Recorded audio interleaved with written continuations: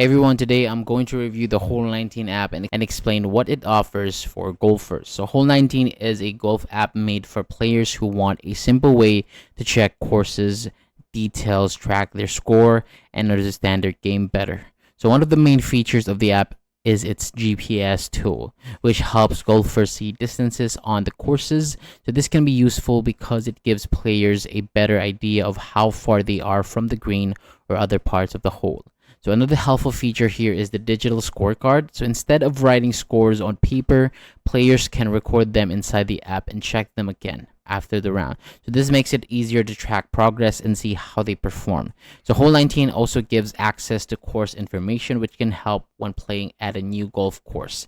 It also keeps useful details in one place, so the round feels more organized. And overall, Hole19 is a useful app for golfers who want GPS distances, score tracking, and course information without making things too complicated. It is simple, clean, and helpful for both beginners and regular players.